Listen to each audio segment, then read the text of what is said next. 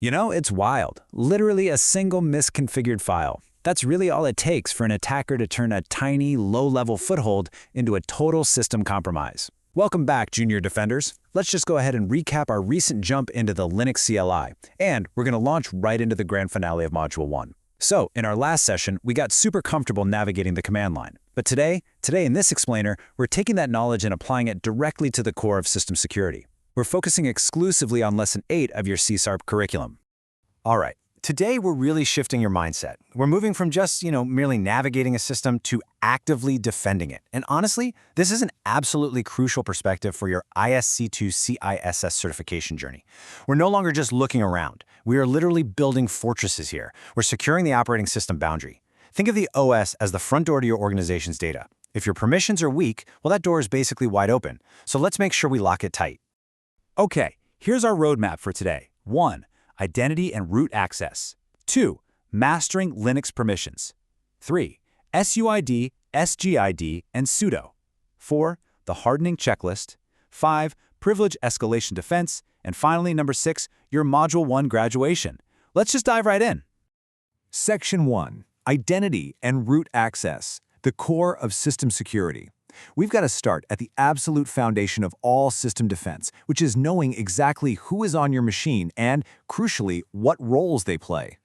And this right here perfectly illustrates the core concept of least privilege. Just look at the stark contrast. A standard user has a really limited blast radius, right? So if a standard account gets compromised, the damage is totally contained because they literally cannot make system-wide changes. But on the flip side, the root administrator, they have total unrestricted control. If an attacker gets root, it's game over for that machine. By minimizing that day-to-day administrative access, we're actively limiting the potential damage of any breach. Remember, shared accounts completely destroy accountability. Every single user needs their own account, so your security logs can confidently answer one question: who exactly did this? Moving on to Section 2, Mastering Linux Permissions, Forging the Armor. Now that we've got identity down and we know why limiting access is so critical, let's look at how we actually technically forge the armor that protects your files.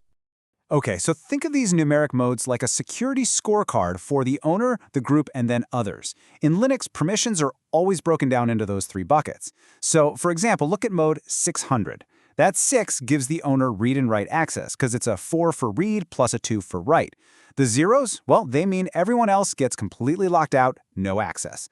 Now moving down to 755, the owner gets a 7, which is full read, write, and execute control, while others get a 5, strictly limiting them to just reading and executing.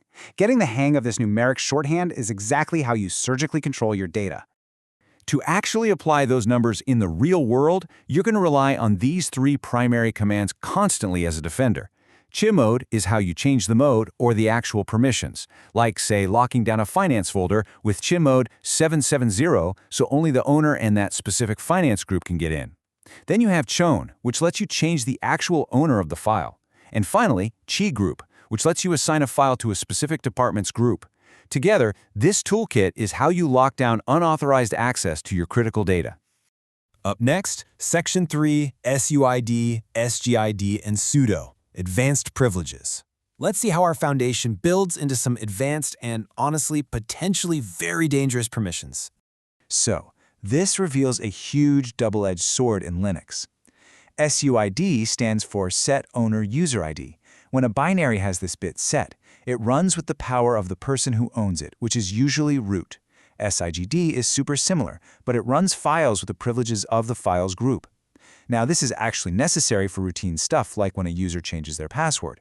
But if an attacker finds an unexpected file with that SUID bit set, man, it is a massive vulnerability.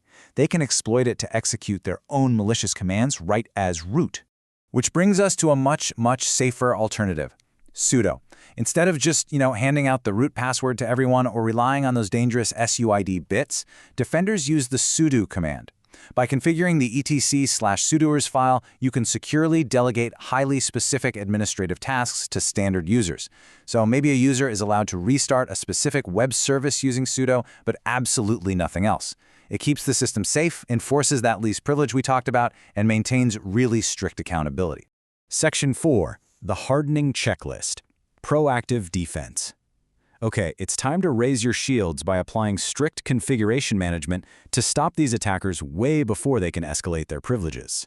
This 5-step hardening checklist right here, this is your proactive defense against system compromise and lateral movement. Step 1, audit your users to make sure absolutely no backdoor accounts exist. Step 2, apply those strict file permissions we just mastered. Step 3, and honestly, this is a huge one, disable unnecessary services. Every single running service is just added attack surface. If it's a file server, it definitely shouldn't be running a web server. Step 4, turn on your local firewall, like UFW, to block any unexpected traffic. And Step 5, lock down your remote access by really reviewing that SSH configuration. By actively auditing for weaknesses using this checklist, you are drastically reducing your attack surface. For example, checking for the sticky bit on the world-writable TMP directory, that ensures users can only delete their own files, not anyone else's. You might also jump in and use commands like SS to review your listening ports. Actually finding and patching these holes proactively, that's exactly what separates a standard user from a true defender. Section 5, Privilege Escalation Defense, Neutralizing Threats. Let's talk about the specific, real-world threats you're actually neutralizing with all these new defensive skills. See, when an attacker gets a low-level foothold on a machine, they absolutely don't stop there. They want root. Attackers are actively out there using automated enumeration scripts, like linps, to rapidly scan the system for weaknesses. They are actively hunting for those exact misconfigured SUID binaries we talked about earlier, like maybe a find or PHP command that was accidentally given root execution rights. If they find one, they just cross-reference it with databases like GTO bins, which literally hands them the exact commands they need to bypass local security and escalate to root. But by hardening the system, you are actively neutralizing these exact playbooks. Which brings us to your trial for today. It is time for the Privilege Escalation Defense Capture the Flag Challenge. You're going to be dropped right into an intentionally vulnerable Linux system. Your mission? Locate a world-writable file that's holding some sensitive data, identify and remove a risky SUID file, and apply that hardening checklist. Once your defenses actually hold up, you will capture the flag, CSRP, hardened Linux. You've got this. Section 6, Module 1 Graduation. Foundation complete. And finally, here we are. The moment we've all been working towards since the very beginning of the curriculum. Boom! You have now officially reached 20% total progress in your overall CSSRP journey. Think about it. You've learned about the CIA triad, network basics, the command line, and now foundational Linux defense. That's huge. Seriously, congratulations on claiming your officially issued Foundations Practitioner badge and unlocking that Cyber Foundations role. You have successfully transformed from just a curious learner into an active defender. But remember this, a system is really only secure until the very next vulnerability is found. The cat and mouse game never ever truly ends. So I have to ask, now that you've built these walls, are you ready to master the advanced defense technologies required to actually monitor them as Module 2 opens up next? Keep up the incredible work, and I will see you in the next explainer.